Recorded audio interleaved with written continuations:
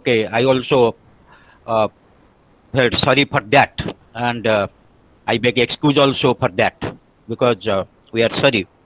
Uh, because of the shortage of time, what I propose, I will go to the t-test, and I will go to the t-test very briefly. Then I will go to ANOVA, and what I think discussion on ANOVA will be much more important, and we will use this ANOVA in most of our studies. So that's why I propose that I should devote more time on ANOVA instead of going for this chi-square test and also t-test. Uh, okay, will it be uh, acceptable to you all? Yes, sir. Yes, sir. Yes, sir. Yes, Okay, sir. Yes, sir. okay, okay. So just I am going to the t-test, then we'll go to next ANOVA.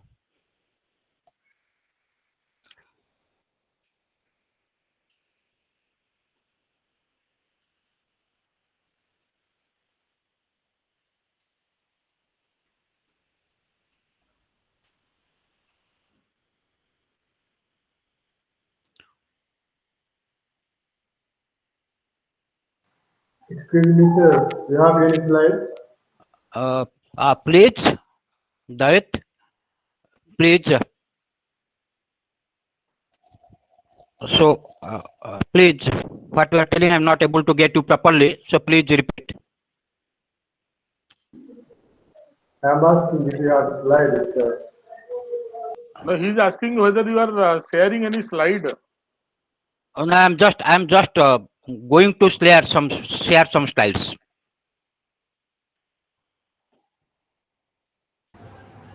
Okay, okay.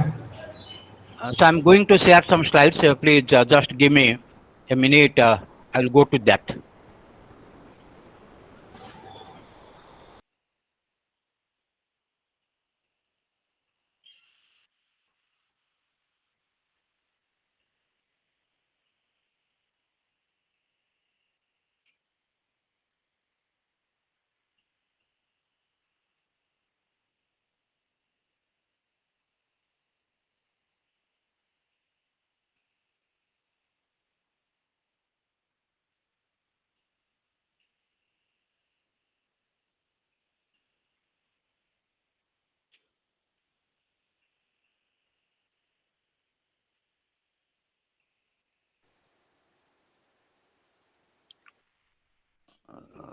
Actually, I'm facing some difficulties. Okay, okay.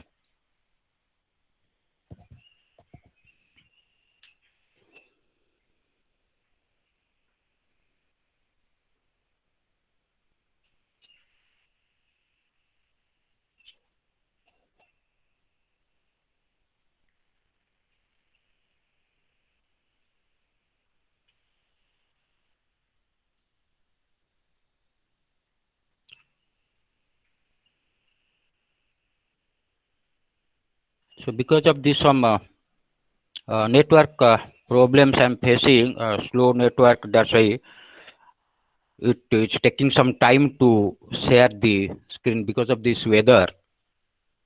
My network is a little bit slow.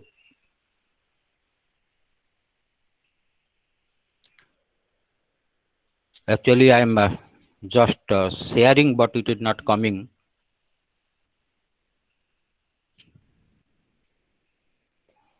Samantha sir, the screen is shared, No, sir. not coming. Not. But ମୁଁ ତ ଏପଟେ ଦେଇ ଦେଇଛି already share କରିଦେଇଛି. ସେ ପୁରା full screen share କରୁଛନ୍ତି ତ? ହଁ, full screen ଟା ପୁରା. ଆଚ୍ଛା। window ଦେଇକିରି ମୁଁ ଦେଇଛି already. Sir, one thing you can do, sir, you can mail it to Samantra sir or Barda sir. They will project it in case any problem. Okay. Just give me some time, and just 1 minute. I will try to resolve the issue here. Okay. Just 1 minute I'm leaving, and I will join you just within 1 minute.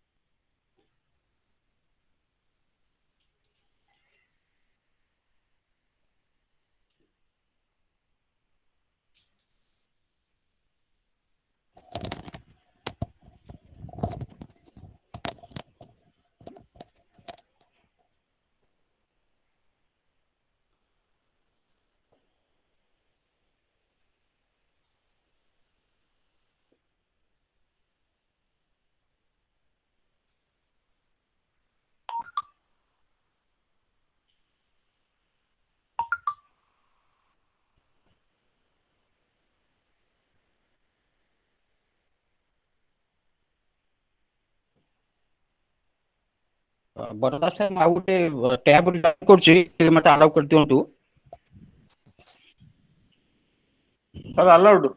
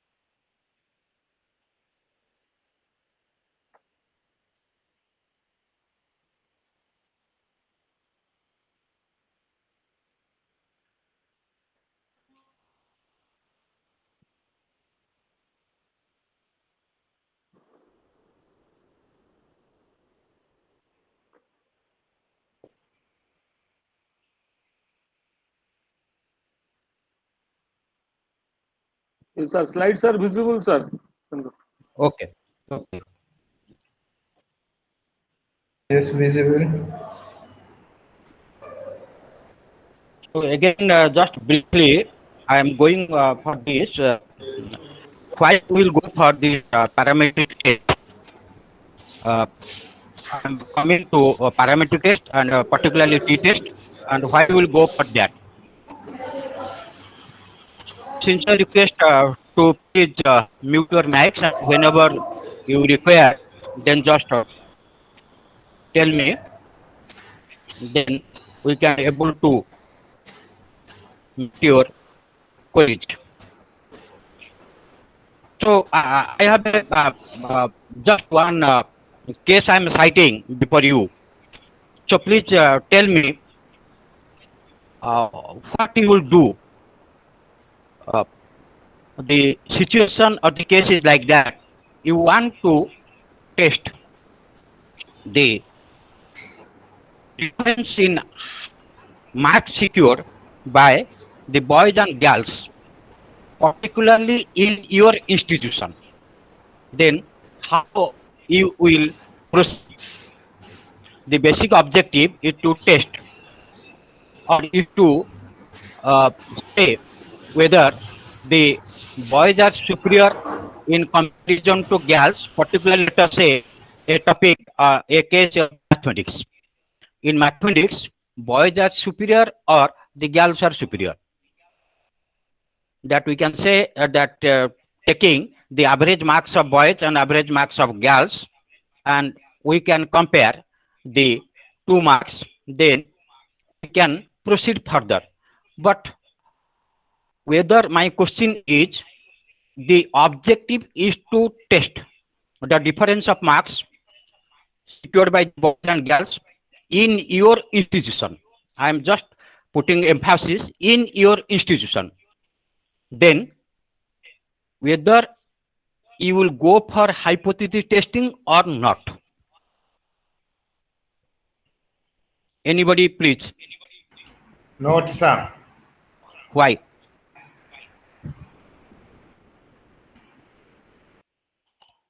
Why you don't require the hypothesis testing in this situation?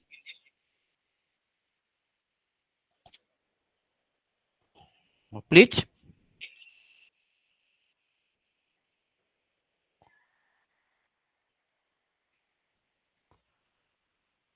So please respond. Hello? Hello. Please respond.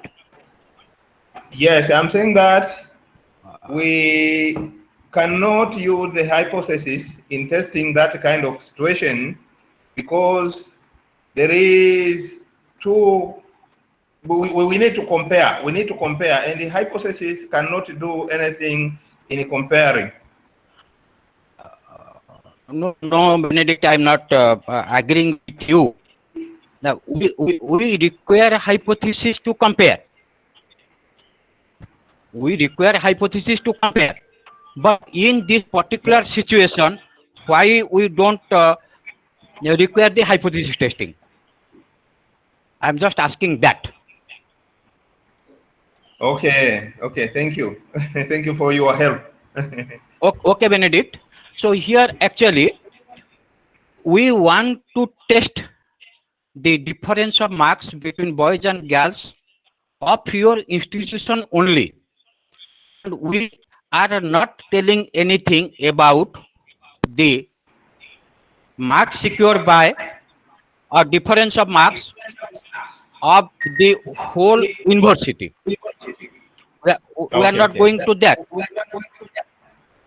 So here our total population is the boys and girls of your institute only, where we have the information for the boys and girls. When we have the information of each case constituting the whole population, then why we will go for hypothesis testing? In hypothesis testing, what usually we do, we want to say something about the population basing on the characteristics of the sample. We want to say something about the population on the basis of the characteristics of the sample.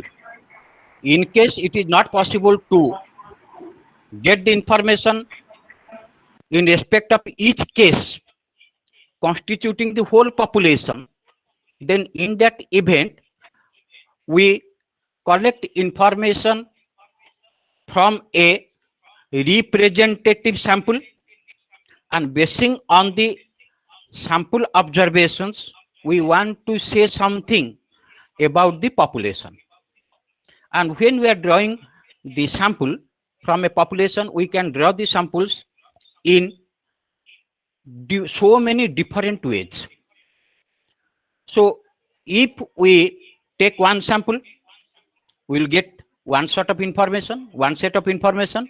If we go to the second sample, we can get another set of information. If we go to the third, we can get another set of information. So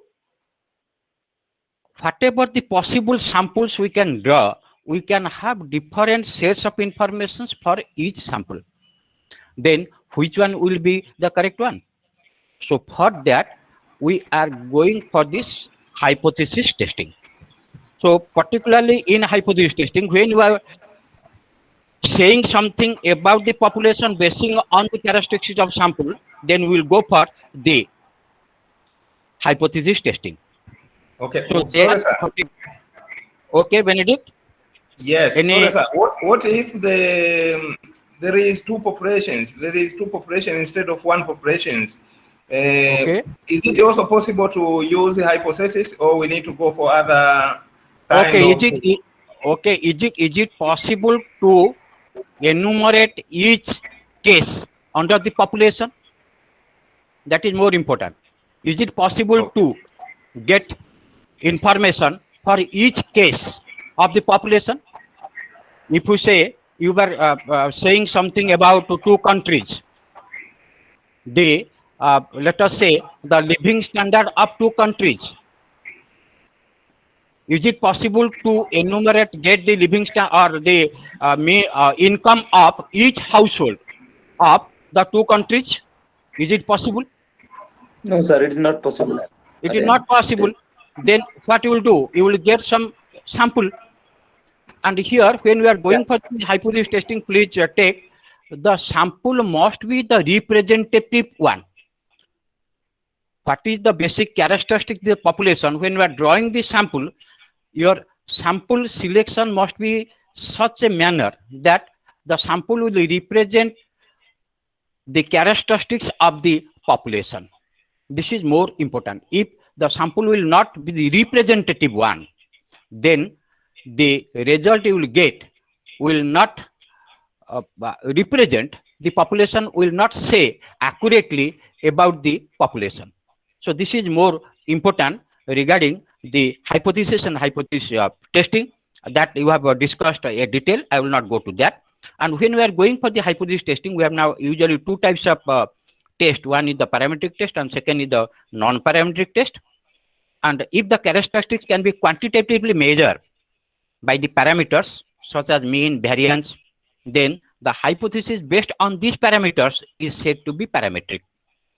But if the characteristics are not quantitatively measured, that is assessment of quality, attitude, perception, which cannot based on certain parameters. We cannot use mean there, we cannot use variance there. Then at that case, we will go for the non-parametric test. That means if the information is collected on the nominal or ordinal scale, not in the ratio scale, then we cannot use the parametric test. Now, different tests are there under parametric test. Today, I will concern only the t-test. And when we are going to the t-test, usually we can use in three situations. One situation comparing the mean of the population and the sample. I am taking a very simple example. A professor wishes to know if his statistics class has a good background of basic mathematics. Professor is not able to get the information from all the students. That's why he choose 10 students, and the 10 students were randomly chosen from the class, and we are given a math proficiency test. Based on the previous experience, it was hypothesized that the average class performance on such mathematical proficiency test cannot be less than 75. This is the benchmark that Professor observed, and he was much confident that the average score cannot be less than 75. Then Professor wished to know whether this hypothesis may be accepted or not. And here, with the 5% level of significance, just test whether the average mean or the average marks secured by 10 students will represent the overall population mean or not. Here, overall population mean is 75. So this is our basic question before us. Here, we will go for the one sample T test, comparing the sample mean with the population mean. Now, some hypothetical score is taken from 10 students. Student 1 is securing 71, 60, 80, 73, 82, 65, 90, 87, 74, and 72. Now, basing on this, we'll go for the one sample t-test. And here, one sample t-test is used for testing whether population mean is equal to a predefined value or not. Predefined value. An example of one sample test may be see whether the population average of sleep time is equal to 5 hours or not. The test is used if the population standard deviation is not known. This is another condition that we will set before going for one sample t-test. If the population standard deviation is known, so instead of going for one sample t-test, we can go for z-test. We cannot go for the t-test there. And usually the t-test is used to or for a small sample size, that is the n is less than 30, in a situation where population standard deviation is not known. And even if the sample size is large, even if the sample size is greater than 30, if the population standard deviation is not known, then also in that situation we can go for the t-test instead of z-test. So usually if population standard deviation is known to us, then we can go for the z-test. And if population standard deviation if population standard deviation is known, we can go for the z-test, and if it is not known, then we can go for t-test irrespective of the sample size. Now we can find out the t statistics using the formula t is equal to x bar minus mu divided by s upon root over n, where x bar represents the sample mean, mu is the population mean, s is the standard deviation of the sample, and n is the number of observations in the number of observations we have taken. Now, when we are going for this test, then the t distribution depends on the sample size, and its parameter, which we call the degree of freedom, and is equal to n minus 1, where n is the sample size. And usually we'll take the probability value, cutoff point is 0.05, and we accept the level of significance is 5%. Accepting the level of significance 5%, we'll take the probability value 0.05 if the t statistics corresponding to a probability value, or the probability value of the t statistics is less than 0.05, then we will reject the null hypothesis. If it is greater than 0.05, then we'll accept the null hypothesis. Now, for the case we have already taken, we'll take the uh, will calculate the t statistics, and the calculation is given here, and you can use either Excel or any of the statistical software to calculate the or to test the one sample t-test. Because sample size is less, so I am going a detailed calculation I am providing here. And here we are getting the t statistics. We calculated the sample standard deviation, and sample standard deviation is coming 9.41, and the calculated t value is coming 0.134. So calculation is given here. I will leave this slides to Boroda sir, and you can take it from him. And what is our null hypothesis and what is our alternative hypothesis here? The professor tried to test whether the average marks secured by this 10% is greater than 75 or not. His hypothesis, his assertion, his supposition that the students will score more than 75 marks in mathematics. So what will be our null hypothesis and what will be our alternative hypothesis? What we assume. So null hypothesis, we say it cannot be. So what the assertion make or assumption the professor is taking, that it will be greater than 75. So we say that the null hypothesis is less than equal to 75, and alternative hypothesis is greater than 75. And we take the at 5% level of significance with 10 minus 1, 9 degree of freedom, the tabulated value is 1.833, and our calculated value is t is equal to 0.134. And since the tabulated value is greater than the calculated value, we fail to reject the null hypothesis, and hence the proficiency alternative hypothesis that the average mark or average math proficiency performance of the students is less than 75 cannot be accepted. That is, we are taking that. So this is our one sample t-test.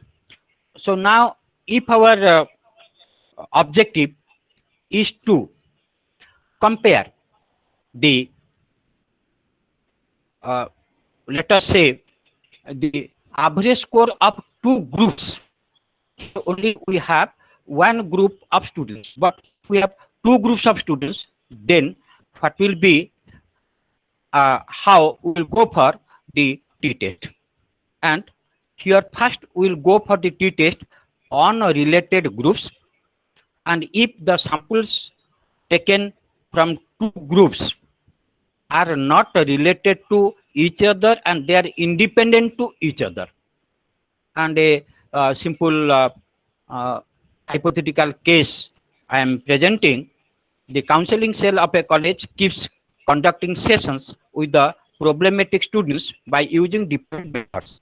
Since the number of visitors keeps increasing every day in the center, they have decided to test whether audio-visual based counseling and personal counseling are equally effective in reducing the stress level or not. So here now two groups, one group is given the audio-visual based counseling and other groups is given the personal counseling. Then our objective is to ascertain which way of counseling is more effective. Now 18 students or women students were randomly chosen among those who visited the center. 9 of them were given the personal counseling and other 9 were given the sessions with audiovisual presentation. After the sessions, the students were tested for their stress level, and the data given below represents the stress level of the two groups of students. And please note here, the 9 students of each group, they are not same. If, let us say, the same study can be taken, we choose 9 students, then we give them let us say, when we want to measure the efficacy of a drug, let us say to reduce the blood pressure, then in that event, we can take a sample, then we measure the blood pressure of the sample, and we give them the prescribed drug to the same persons. Then after giving drugs, after 2 days, we'll again measure the blood pressure. Then we can say, basing on the average blood pressure of the before the drug was given and after the drug was given, if we compare, here please observe the samples in the two situations, they are same. So in that event, we can say these are the t-test for related groups which will come later. Now, here we can take the hypothesis, and our hypothesis is, null hypothesis, we say that mu personal is equal to mu audiovisual. So we claim here that two way of training, their effects is not same. This is our perception. But to test that, we will nullify that perception and we test null hypothesis that both are same. That here the mean of the two groups are same, as against the null hypothesis, we can set the alternative hypothesis, then the mean of the two groups are not equal. So mu personal is not equal to mu audiovisual. Then we'll go for the t statistics, and here we can calculate the t statistics by taking the formula your x bar minus y bar divided by s whole upon your root over of whole 1 by n1 plus 1 by n2, where x bar is the mean of one group, y bar is the mean of other group, s is the standard deviation of the two groups, and n1 the sample size of group 1 and n2 is the sample size of group 2. And how we'll compare the standard deviation of the sample? Then we are taking standard deviation of the two groups, your n1 minus 1 divided by s1 square plus n2 minus 1 divided multiplied by s2 square whole divided by n1 plus n2 minus 2. So these are the formulas you will utilize, but different statistical softwares are there to take that. So I will not go into detail on that, basing on the your calculations, detailed calculations is given. And here, calculating all these, we are getting that the standard deviation of the whole group 3.59, the your this we are getting 3.59. Then using this, we can go for the t statistics we can calculate, and we can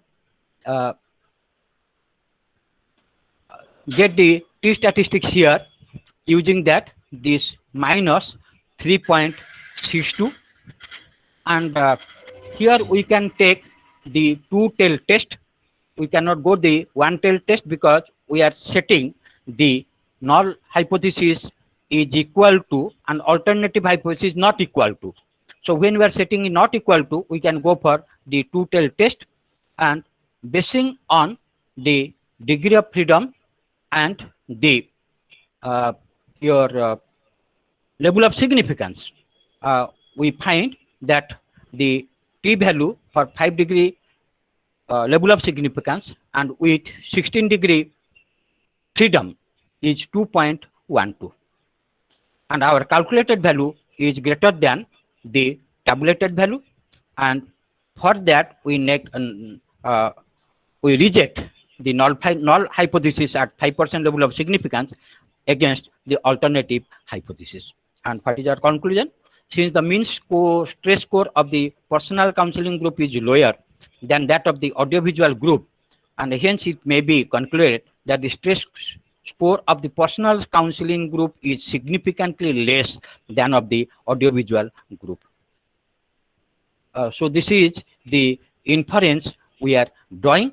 Then after getting this inference, then the most important for us to find out what are the probable reasons that why the stress score of personal counseling group is lower than that of the audiovisual groups. This requires another study, and a deep probe on the situation is required. So this is all about the t-test for unrelated groups. And last, the pair t-test or the test for related groups. Here, as I told, that the subjects are the same, and we are comparing the pre and post usually. And I am taking a very a simple hypothetical case. 12 women participated in a nutritional educative program. Their calorie intake before we represented through X, and after the program Y was measured, which are shown in the following table. And can you draw the conclusion that the nutritional educative program was successful in reducing the participants' calorie requirements? And test your hypothesis at 5% level, assuming that the differences of the scores are normally distributed. So here, when you are going for this your any parametric test, it is required that the samples we draw along with the population must be normally distributed. Since we have no idea about the population, so the samples we select must be normally distributed. This is more important assumptions we have to take. If the sample is not following the normal distribution, then we cannot take the your parametric test, and in that situation we'll go for the non-parametric test. Another, the variance of the two groups is assumed to be same. If variances will not be same, then also we can go for the non-parametric test. So here in this situation we go for the pair t-test, and assumptions we are taking, the population is normal as I told you, and the cases must be independent of each other, and the distribution scores obtained by pairwise differences is normal, and the differences are a random sample. We can take the calculate the t-test, that is small d bar divided by standard deviation SD whole upon root over n. So t follows the t distribution with n minus 1 degree of freedom. D bar represents the average of the differences of the each individual score of two groups, and your SD bar represents the standard deviation of the differences of these scores. Now the null hypothesis, mu0 is equal to 0 and mu1 not equal to 0. Mu0 is equal to 0 means the difference of the average score of two groups is 0. That means the mean of two groups are same. But alternative hypothesis, the mean of two groups are not same. And we'll take the level of significance usually 5%, 0.05. And since the example is a case of paired sample, the pair t-test for related groups shall be appropriate. And here the t-statistics, how to calculate formula is given, and this is the calculation of the t-statistics, and we are getting the value 2.345.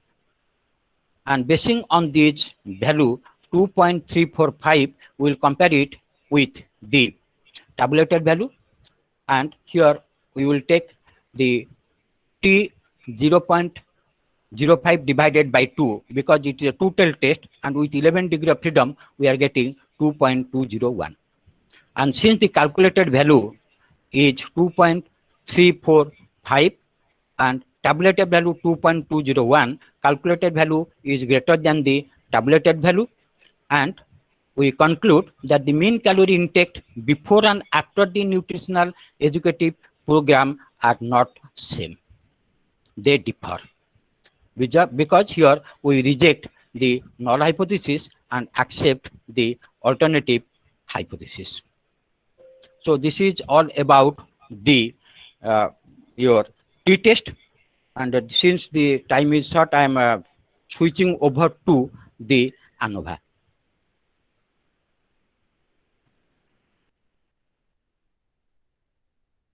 So before going to ANOVA, what we want to test in ANOVA? If we want to compare the mean of more than two groups, if you want to test the means of more than two groups, then your t-test is not the appropriate test, because through t-test we cannot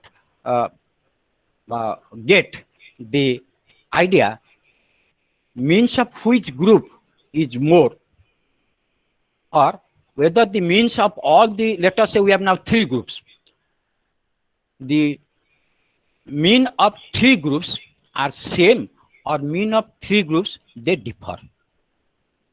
So one way of approaching this problem is we can compare mean 1 of group 1 with the mean 2 or group 2.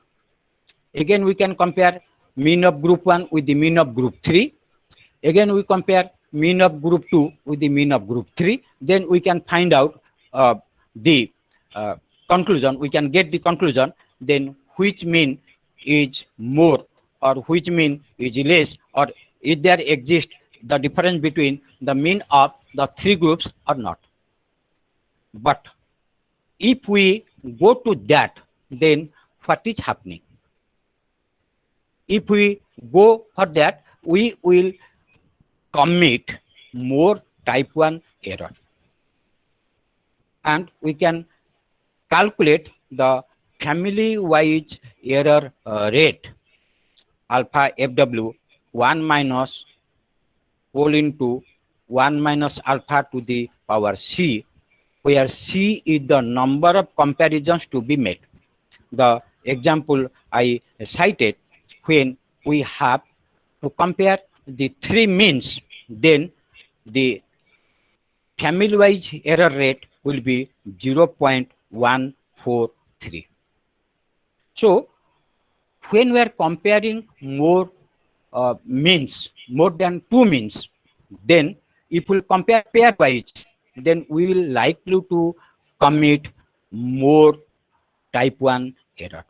So when we are likely to commit more type 1 error, then comparing two means from a group of means is not advisable. So, Excuse me, sir. please, Sukanya, There is Sir, are no you sharing? slide. please. Sir, are you sharing any new slide?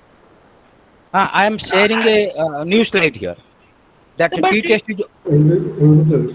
t-test is over. Because of the shortage of time, I am just going for this ANOVA, and after that I will allow for a discussion, and I will try to meet your queries. So the slide is Sir, not visible. Sir, the new slide is not seen, sir. Slide is not seen. Okay. Yes, Yes, sir. Sorry. I am thinking that you are getting the slides. I am sharing it. Okay. Thank you for reminding me.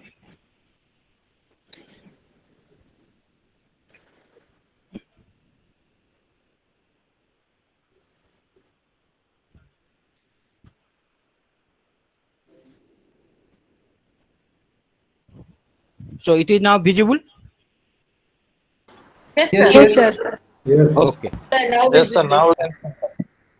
Okay.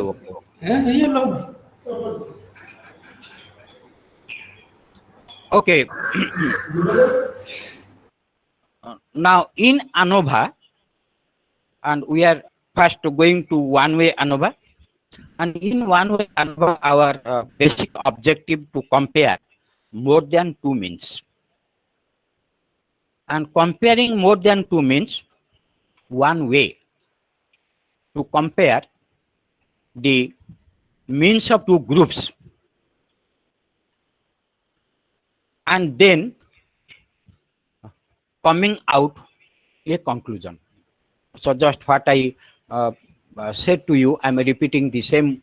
If you want to compare the mean of three groups, then we have the group 1, group 2, group 3.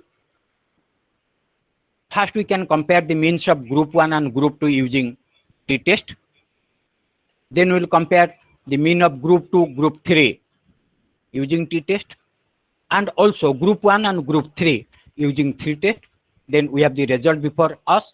Then from these results, we can derive the conclusion whether the means of three groups, they are same or they differ.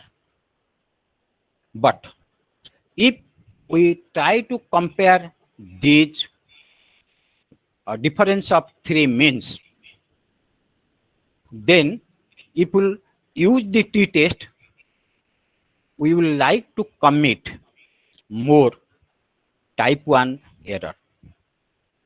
And how we'll commit the more type 1 error, this is represented here. And we can calculate the family-wise error rate. And the family-wise error rate is calculated alpha FW is equal to 1 minus alpha to the power c.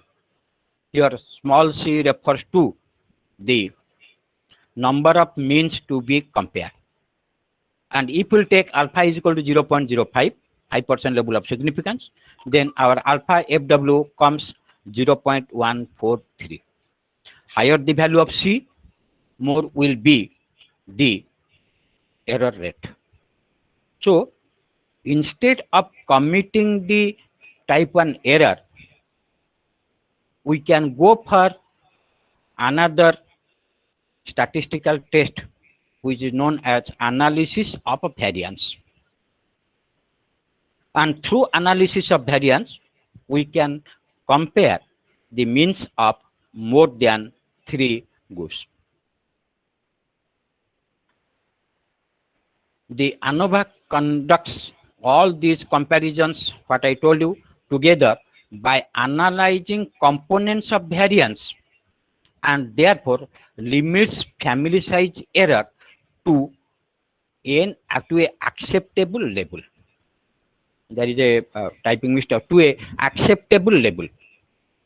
Now instead of computing t-test, when we try to compare the mean of three means, instead of going for t-test, we can go for ANOVA. And what ANOVA will do, ANOVA will conduct all these three comparisons together, not individually. And how it conducts? By analyzing components of variance. Since variance is the way in which we try to compare the three means, that's why the test is known as the analysis of variance. And when we'll proceed, we can have the better idea how variance is used to compare the means of different groups. Now, ANOVA identifies three sources of variance. What are the three sources of variance? The variation that exist within each sample group. Within group 1, we have the number of observations. So, what are the variance exist within the sample group? Group 1, group 2, group 3. Variation between each sample group and the grand mean. Again, we have the variation between the each sample group, your group 1, group 2, group 3, and that is from the overall mean, all the samples taken together, and the total variance from all sources. Because the ANOVA process analyzes all the sources of variation simultaneously, one does not have to rely on multiple tests or multiple t-tests using the same data. Why analysis of variance and why not analysis of means? Here we are comparing the means of 3 or more groups. Why will not call it analysis of means? Why we say it is analysis of variance? Because inferences about the means are made by analyzing the variance. Variance within each group, variance between the groups, and basing on this variance, we will calculate one F ratio or F statistics. Basing on the F statistics, we can have our conclusion. And the usual null hypothesis and alternative hypothesis, if we have 4 groups, then H0 mu1 is equal to mu2 is equal to mu3 is equal to mu4, and alternative hypothesis that each means they are not equal to each other. At least one mean differs from other. We can take mu1 is not equal to mu2 is not equal to mu3 is not equal to mu4. Also we can take that mu1 is not equal to mu2, but mu2 is equal to mu3, and mu3 is not equal to mu4. So your alternative hypothesis is that at least one mean is not equal to the other means. Mean of one group differs from the mean of other groups. This is our alternative hypothesis. And another important test we have to take after getting the ANOVA result of F statistics is the post hoc comparison. ANOVA provides us the answer whether the group means they are equal to each other or they differ.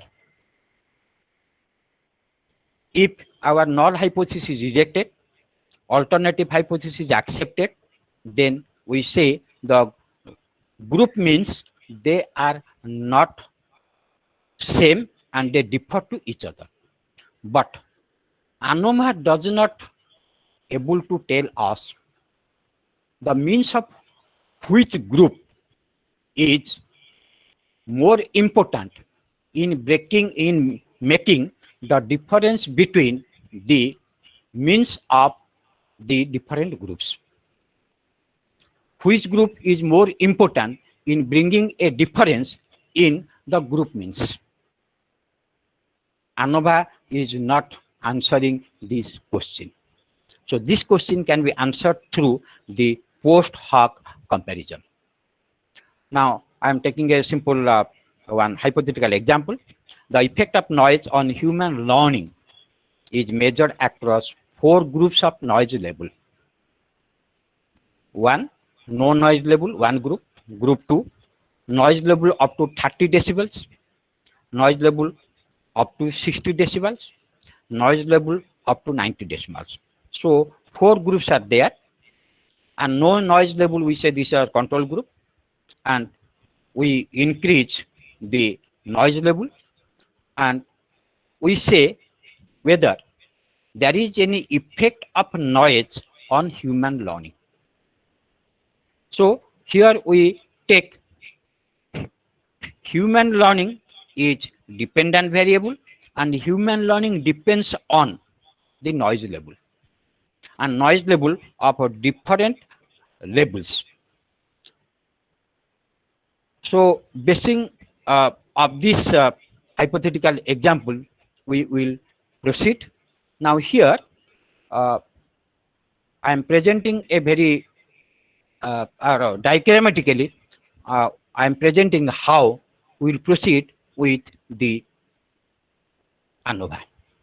So this 4 distributions, they relate to distribution of each group.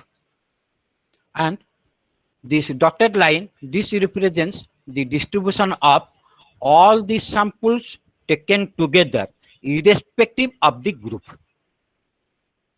Now here, we have now 3 sources of variance.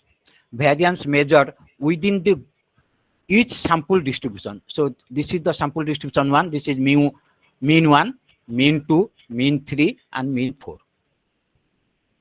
The total variance measured with large composite distribution. So this overall distribution, or taking all samples together, this is the mean, grand mean. What we say, this is the grand mean, and all these, they are the sample means.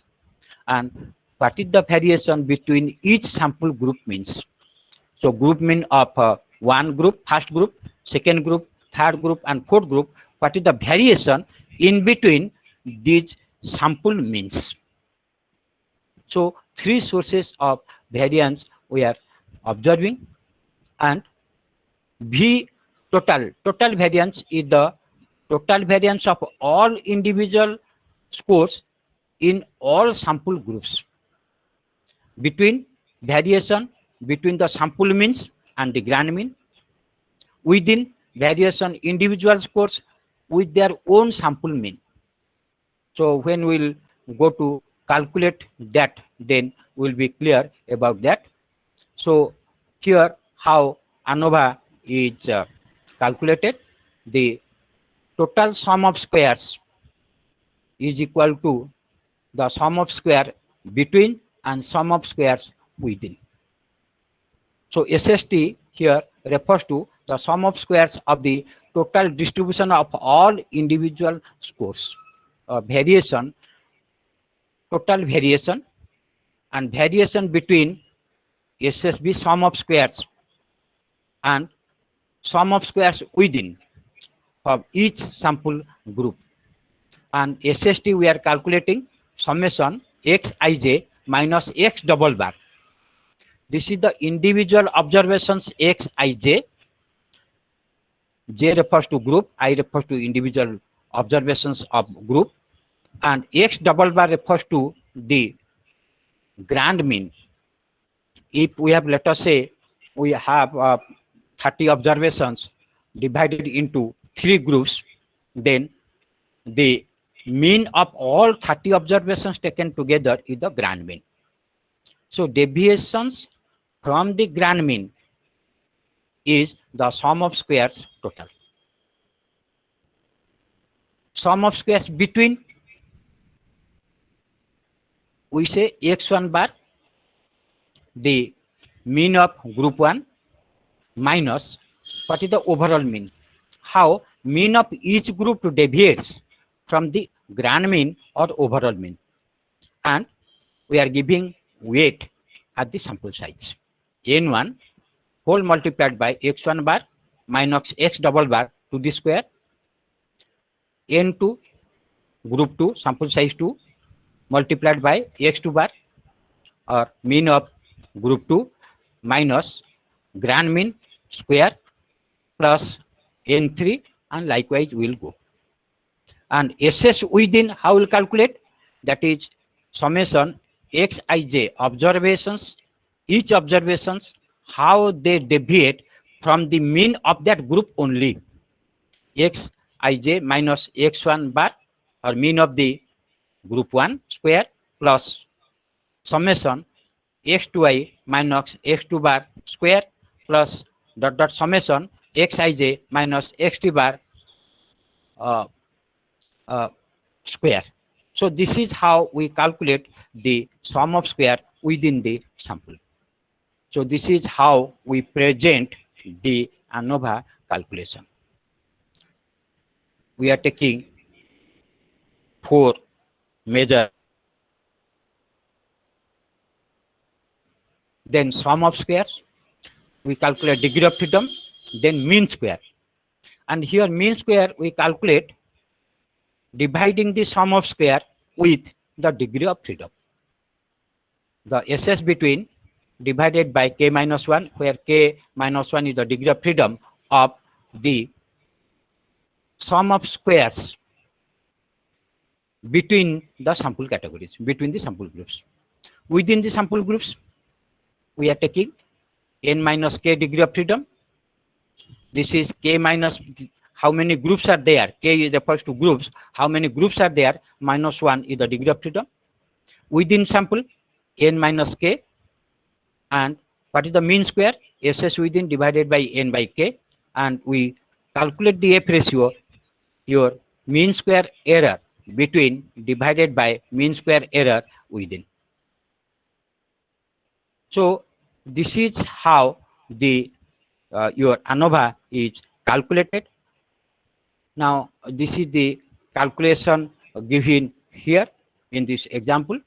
We have now the 416 samples are there, and since 16 samples they have been categorized on 4 different groups.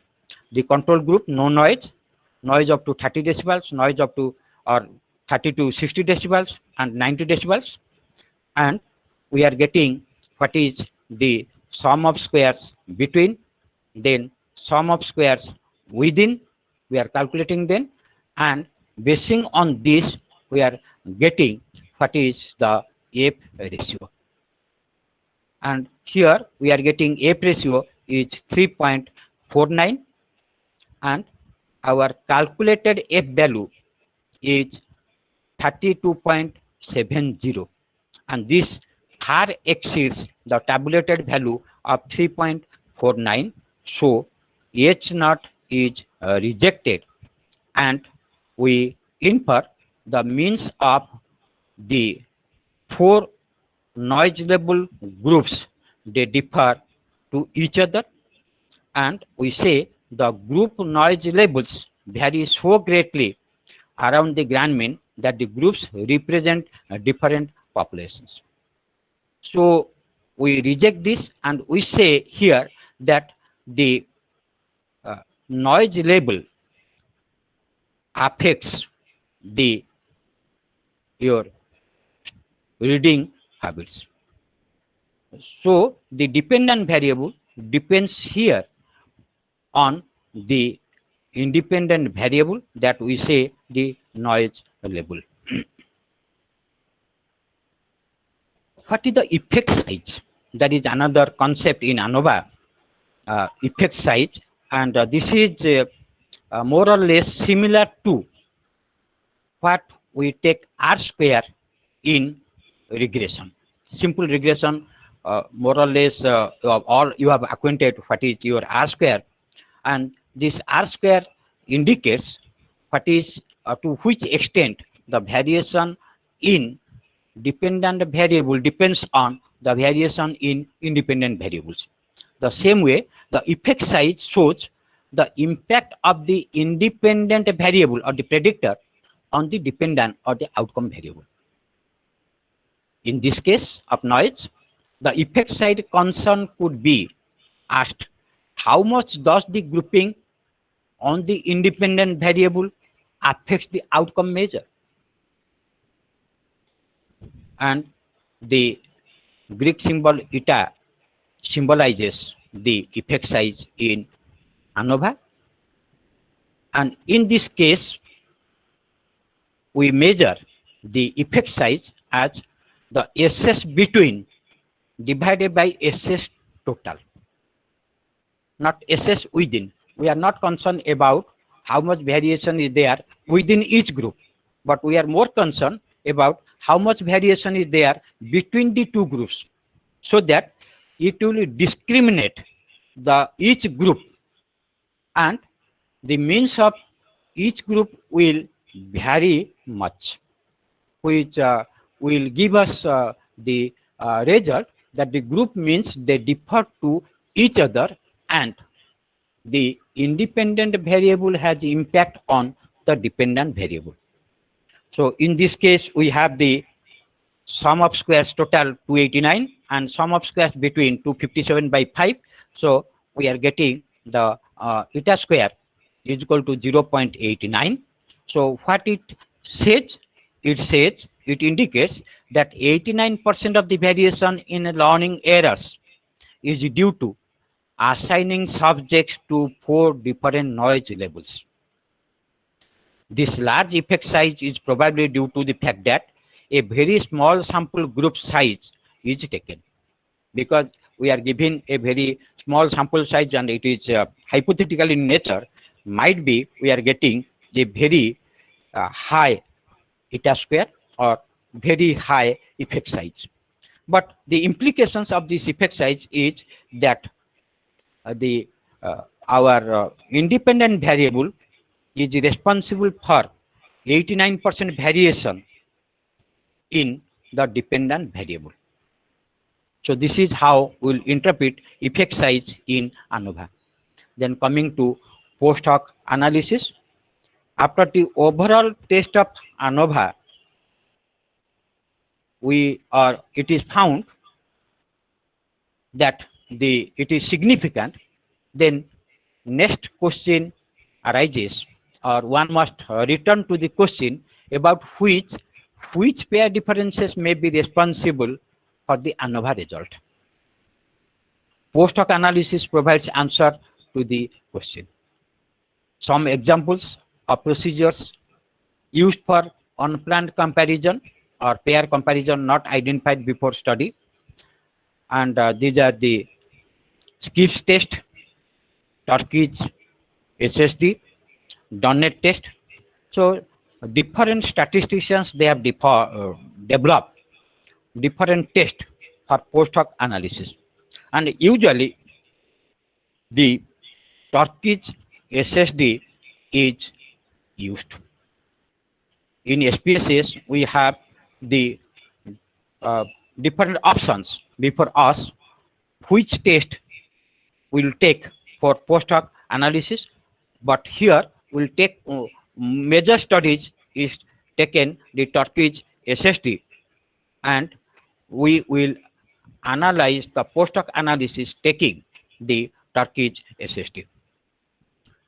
And the general process researchers follow after concluding the omnibus ANOVA test is significant. Calculate the Turkish SSD critical value, compare with the tabulated value, compare each mean difference to the critical SSD value to determine which of the pairs are significantly different from one another, and conclude the post hoc analysis with a general summary of results. And we will go to each steps in detail and how compute the Turkish SSD. Turkish SSD is equal to Q1 range multiplied by the square root of MSW divided by N. Here Q1 range is the value of 10 in the studentized range table that helps to establish the exclusion value. So this Q range we are getting from the studentized range table, and MSW is the mean square within value found in the ANOVA, mean square within. N is the group size used in comparison, and in our example we have now 4 groups. SSD is the calculated point on the comparison distribution that identifies extreme values. Now how we will proceed, I am going. Now here you will find here, this is the table, studentized range table. This is given, and here we will find out Q1 range. How will find out the Q1 range? We have the MSW degree of freedom. Here we have now 12 degrees of freedom, and number of sample groups is 4. So we have the value 4.20 is the value of Q range. We get this is 4.20. Then we have the MSW 2.625, and putting this value in the formula, we are getting that SSD is equal to 3.40. Now compare the group means differences to the SSD value of 3.40. Now here it is given. Now 6.5 This is 4.5. So difference between two group means is 2.0. Difference between a group mean your group 1 and group 3 is 6.75. Group 1 and group 4 is 10.25. So this is the matrix of the difference of means across the groups. Since we have 4 groups and we are comparing the mean of 2 groups, we can have 4C2 ways of comparing the groups. So that will be 3 plus 2 plus 1. We can get 6 comparison groups, and the difference of group means is presented in this table. Now compare this with this SSD value 3.40. Comparing this, we observe that all the mean pairs except M1, M2, 2.0 are greater than the SSD value 3.40. So, what conclusion we can draw? That all pair comparisons have significant differences except group 1.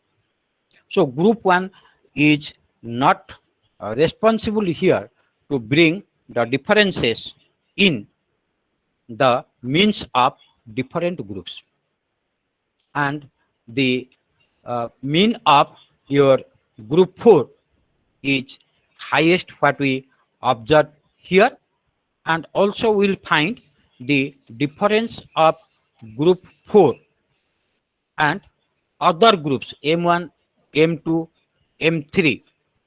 We are finding that except your M3 and M4, the larger difference exists in between M4, M1 and M4, M2. So the group 4 is more responsible for bringing a difference among the means of 4 groups. So this is the in nutshell what is one-way ANOVA and what is the basic assumptions we'll take. The dependent variable should be measured at the interval or ratio level because this is a parametric test. So dependent variable must be in the interval or ratio. Independent variables should consist of 2 or more. Also, when we have 2 groups, we can also go for ANOVA, but usually for 2 groups, we are taking the t-test. And when we have more than 2 groups, then we can go for ANOVA. And these independent variables should be categorical and independent. And this is more important.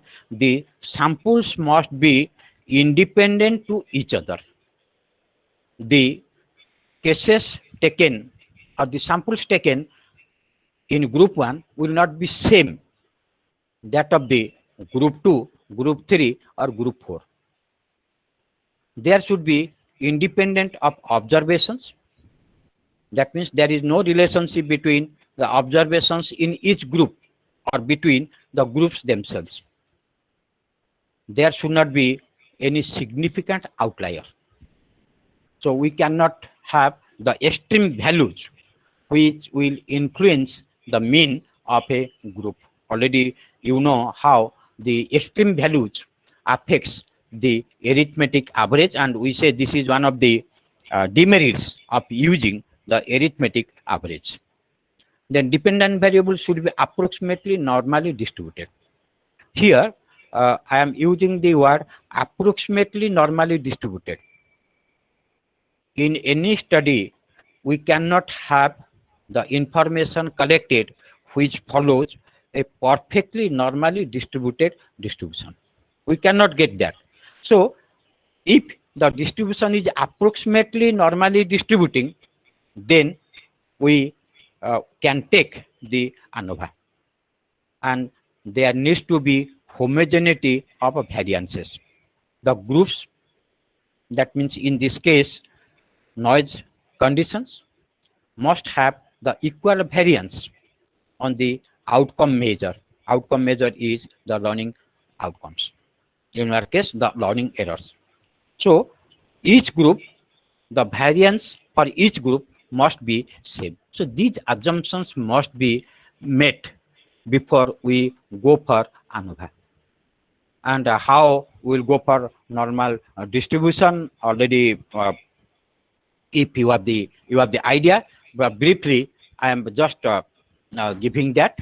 We can test whether the samples are normally distributed or not through Z skewness or Z kurtosis, because for a normal distribution in that your mean, median, mode, they must be same. And basing on the your Z value calculated, we can compare the Z skewness tabulated value with the calculated value and say whether this is following a normal distribution or not. The null hypothesis is follows a normal distribution. Alternative hypothesis is not following the normal distribution. And we can also go for histogram and plot a normal curve over the histogram. And from the curve, we can say whether it is bell-shaped or not. And usually when we are using the SPSS for our calculations, we can take the Shapiro-Wilks test of normality. And Shapiro-Wilks test is there in the descriptive statistics. So go for analyze, go for descriptive statistics, then go for explore, and within explore you can find out their Shapiro-Wilks test of normality. And from Shapiro-Wilks test of normality, if your probability level or significance level given by the test is greater than 0.05, then reject the null hypothesis, data is normal or not normal. And if it is reject the null hypothesis and we say data deviates from the normal distribution, and if it is less than 0.05, we say data is normal. So using the SPSS, you can easily test whether the sample information you have collected follows a approximately normally distribution or not. Then you have the equal variance. You can test it through Leven's test, and here null hypothesis, all groups have equal variance. Alternative hypothesis, all groups have not equal variance. And this Levin test also is there in the SPSS, and you can go use the SPSS and find out what is the Levin's test value, and basing on that you can say whether the groups have equal variance or not. Then outliers also you can detect through the SPSS, analyze, descriptive statistics, and explore. There is also outliers there. And the ANOVA, what I told you, requires the independent samples. So here the more important is no subject in either group can influence subjects in the other groups. That no group can influence the other group. That you have to take that. And here the subjects identified to provide, that is noise and performance, and the data collected were randomly chosen and not placed in the groups due to any structurally liking criteria. And if you are collecting the informations or your design samples and you are taking the random samples, then there is less probability that the subject of one group will influence the subject of the other groups. But if you are not going for the random sample and if you go for non-random samples, then your any sample technique you can take other than the random sample, then there is every probability that the samples may not be independent to each other.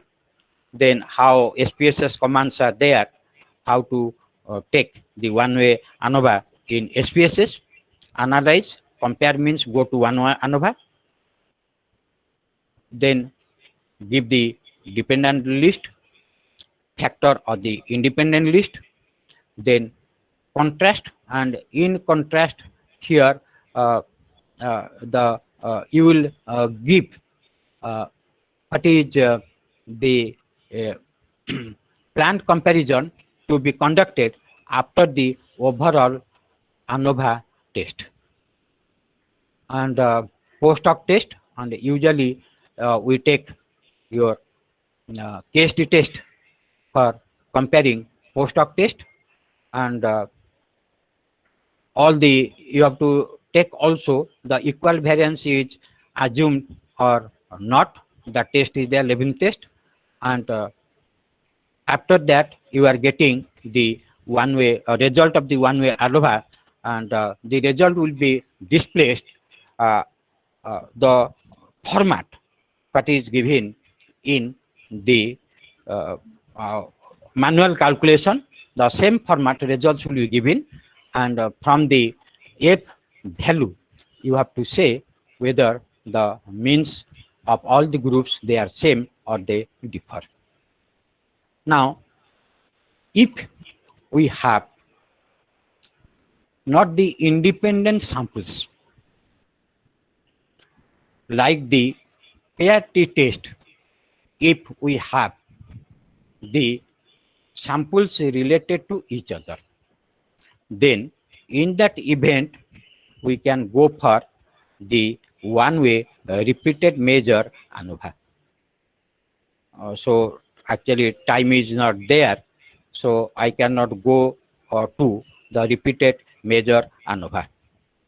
You can go the repeated measure ANOVA, then again extension of one-way ANOVA to two-way ANOVA, when instead of one independent variable we have now two or more independent variables. Now in this example, how the noise level affects the study behavior, we can take another independent variable, that is male and female. Whether the noise level affects the male students most or the noise level affects the female students more. And we have the 4 noise levels. Again, the samples have been distributed over mean male and female. So 2 independent variables we have taken. One is the noise level, second is the male and female gender. So when we are taking these 2 independent variables, then we have the two-way ANOVA. So all these are there in SPSS or also in Excel. Also there is the command or Excel is sufficient enough to calculate the one-way ANOVA and two-way ANOVA. You can use simple Excel and can find out what is the test the ANOVA. So this is all about the one-way ANOVA, because I have no sufficient time. So that's why I cannot go to the two-way repeated one-way repeated measure ANOVA or two-way ANOVA. Again, two-way repeated measure ANOVA, I cannot go to that. So now I'm opening for the question answer session. So any questions you want to ask me? Sir, what is homogeneity of variance? Homogeneity of variance, we say we have the group 1, group 2, group 3 and group 4. The variance of group 1 must be equal to variance of group 2, must be equal to variance of group 3, must be equal to variance of group 4. Homogeneity, we say same, similar, and variance of all the groups must be same. And So, are they statistically similar, or are they, the number is numerically they're similar? No, they may not be exactly similar to, not exactly similar. All may not be same, but they must be similar. So what you say, your term, the statistical similarity, will take it in that way. So that's why we are taking the Levin's test. Levin's test is not saying that they must be equal in total, but they say there must not be any difference among the variance. So homogeneity of variance is detected by Levin's test. Levin's test. So the way in which we are taking the normal distribution test, we say here the samples may not be exactly normally distributed, but they are approximately normally distributed. The same way we'll take the test of homogeneity of variance. So all the statistical test we say when we are saying the difference or the two means they are equal or there exist any difference. But what we observe there exists some difference in the means, but the evidence is not so sufficient that we can say that this difference in the two means actually exist. We cannot get sufficient evidence in favor of that. That's why we reject the alternative hypothesis and we accept the null hypothesis. Even if we actually observe there exists a difference between two groups, but when we're accepting the null hypothesis, we say there exists no difference. The two groups or the means of two groups are same. But actually, can we get the means of two groups always equal? We cannot get that. And what we say here, we say that the difference in the group means that exist is due to the sampling error. If we take another sample, then it might be that the group means might be same. So how do we determine the which groups are statistically responsible for the difference in ANOVA testing? That is, That's why I told you that is your post hoc analysis. Through post hoc analysis, we can determine that which the mean of which group is more responsible for differences in. sir, sorry to interrupt. Do we do Please. the homogeneity of variance test always while we are doing the two key test? Homogeneity of variance test is the preconditions for going for ANOVA. Okay. This is the precondition. Okay. If that will not be satisfied, then we cannot go for the ANOVA. So your normal distribution, assumption of normal distribution, Sir. outlier, homogeneity, independent variables, these are the most important aspects we must look before we go for the ANOVA test. The same conditions also for the t-test. If the assumptions is not met, then you can go for the non-parametric tests. Any further queries? Sir, while discussing t-test, like as you mentioned, we have critical value. So we Okay. get that from table. Sir, Okay. you I think mentioned the way how to calculate that critical value. Can you just say any shortcut method is there how we can get instead of referring to the table? So you can instead of going to tables, then you can if you go for Excel, use Excel or SPSS or Stata or any statistical package. There they are not giving the what is the table value. They are calculating the t values or t statistics or f statistics, and along with that they are giving the probability. And the usual rule, if the probability value is greater than 0.05, then we reject the, or we can simply say this is not statistically significant. If the value is greater than 0.05, if the probability value is less than 0.05, then we say this is statistically significant. When we say statistically significant, we mean that we reject the accept the alternative hypothesis and we reject the null hypothesis. But if it is not statistically significant, then its meaning is that we accept the null hypothesis and reject the alternative hypothesis. If the value is greater than 0.05, then null hypothesis is accepted, alternative hypothesis is rejected. And if the value is less than 0.05, then null hypothesis is rejected and alternative hypothesis is accepted. So in that event, if you take the help of any statistical software to take any test, there you will get this probability value. There you need not have to compare with the tabulated value and calculated value. Diggle sir, any other further question? No, yes, sir. Got it, sir. Got it. Thank you, sir. Thank you. Got it, sir. Okay, okay. Thanks. Hello, you. sir. Hello, please. Yes, sir. Benedict, Yes, please. sir. Thank you very much. Thank you very much for the lecture. So- I have two questions of which I want to get some clarification from you, sir. Okay, Yeah. One is about, you talked about one of the conditions in ANOVA. okay, There must be one dependent variable, but that one dependent variable must be in interval or ratio scale, while the independent variable must be in categorical, and there should be mutually exclusive. So my question now, for independent variable, okay.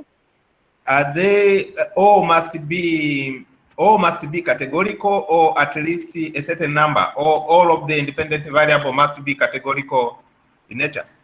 Okay. So, Benedict here, Yes. the basic objective is to compare the group means. Yes. Okay.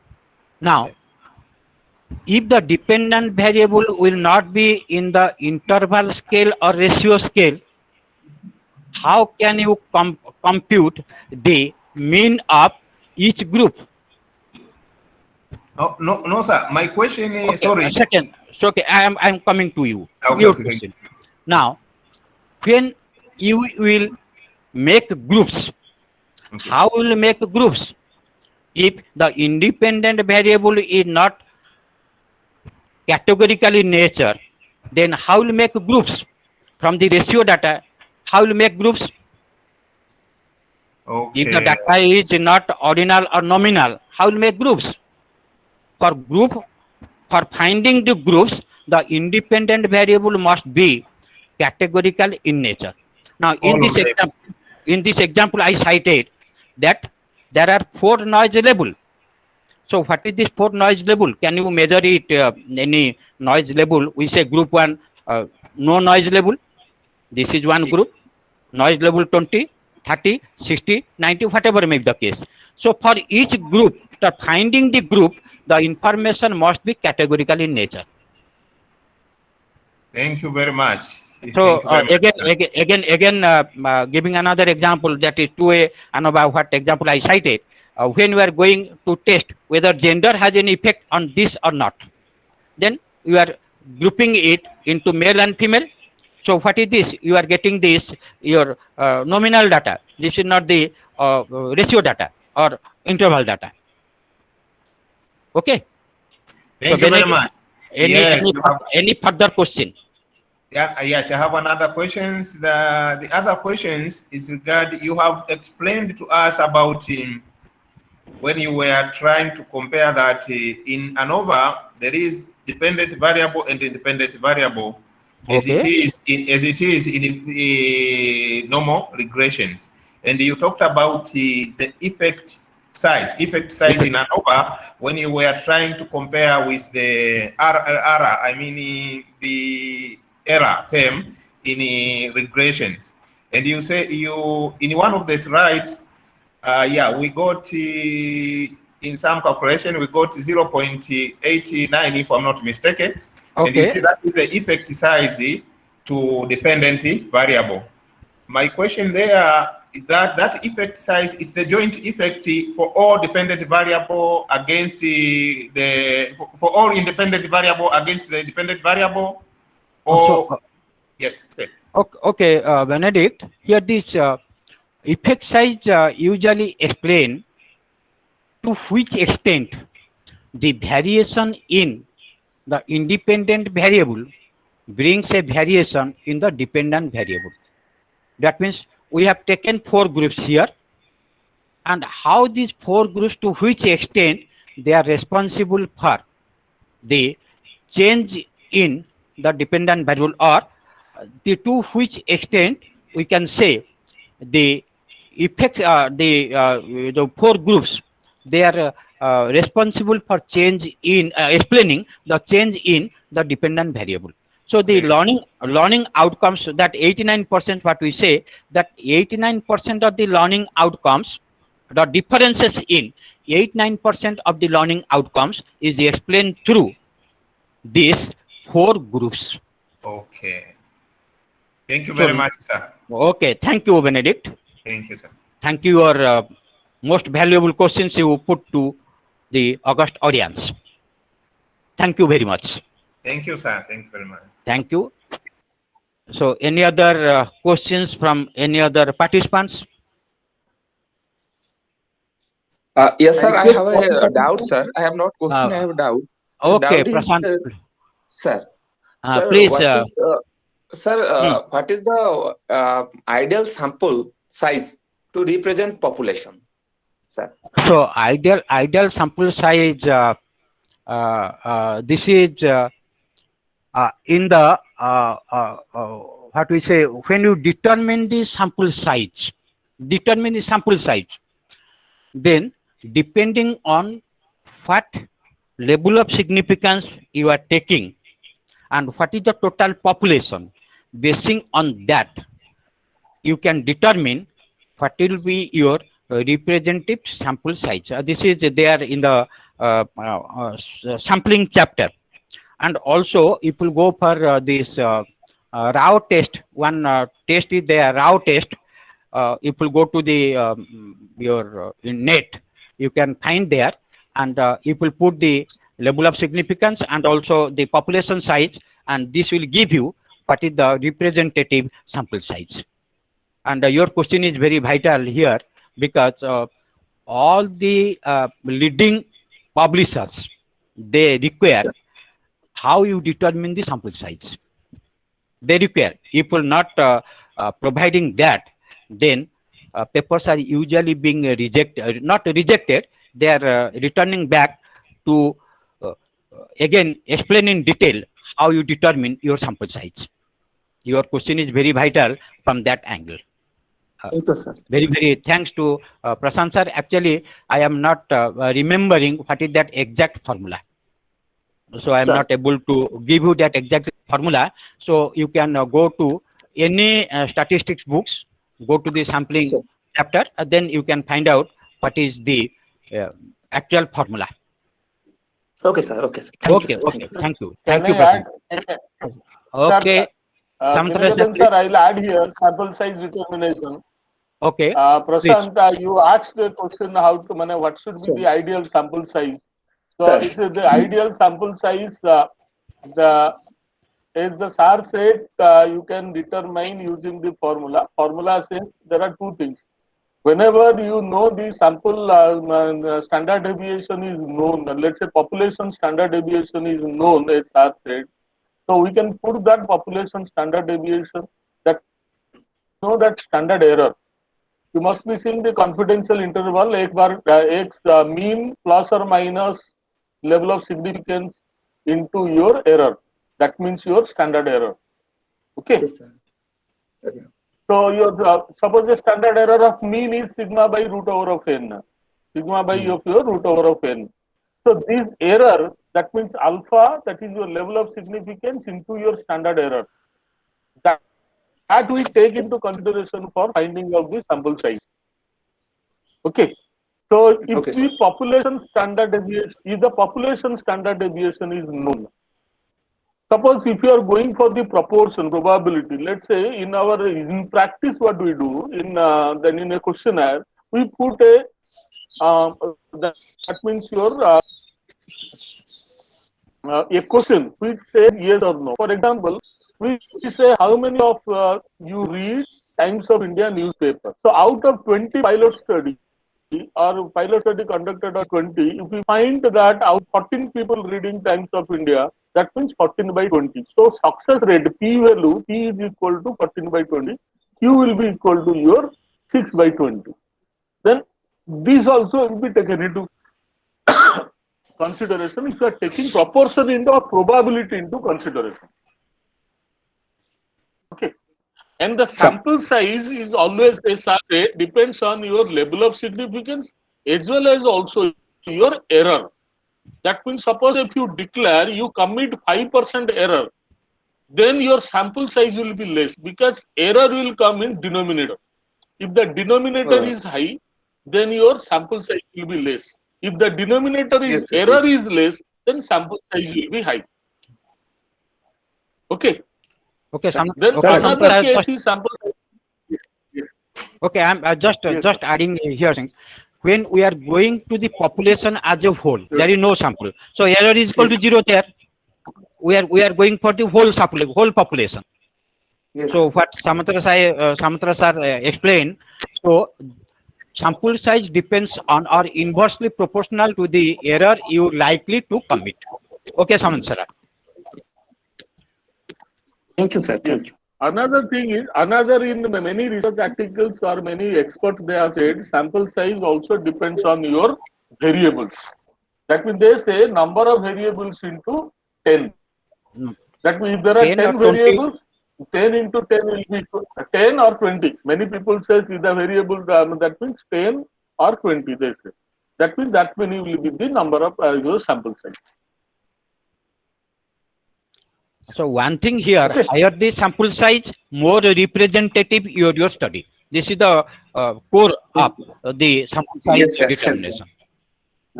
Yes. Thank you, sir. Thank you. Thank you. Any other question from our participants, or we will conclude here? I request our participants to directly ask their questions.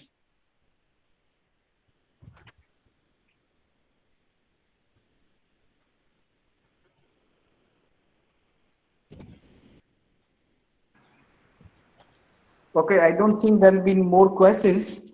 What usually we do, sir, actually with your permission, I'll share your mail ID with our participants. So Okay. that they can write. They can interact with me with my mail, no problem. Okay, sir. Thank you very I much. welcome all the participants if they can have any queries or if they want to interact with me on any subjects. If I have the knowledge on that, definitely I will respond to them and I will try to meet their queries.